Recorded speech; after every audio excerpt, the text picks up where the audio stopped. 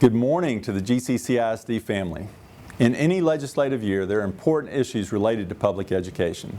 But this session seems to be a pretty nasty one, so I feel it's important to keep you up to date on the district's stance on key issues. You may not share my opinion, and that's perfectly fine. But as employees of GCCISD, I believe it's in our best interest to have an understanding of what's happening in Austin. The email you're receiving today explains why we don't believe vouchers or education savings accounts, as they're currently being called, are good for the majority of school children in Texas. In fact, they will benefit only an elite few, and they certainly won't benefit public education in our state. Certain lawmakers are insisting that a voucher system must be passed because Texas schools are failing. It can be frustrating. It could be demoralizing, but it is not an accurate depiction of what you personally do every day for our kids.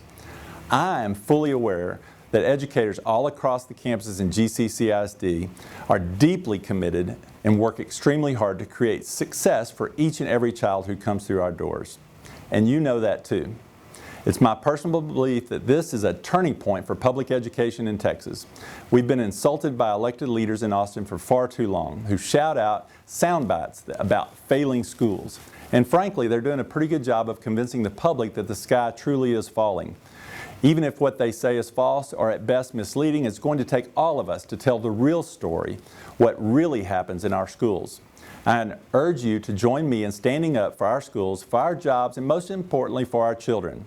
I encourage you to call or write your elected officials to tell them that vouchers, education savings accounts, or whatever they want to call the latest idea that takes money from our classrooms and directs it into private institutions who, by the way, are growing in number and saying they don't really want the money.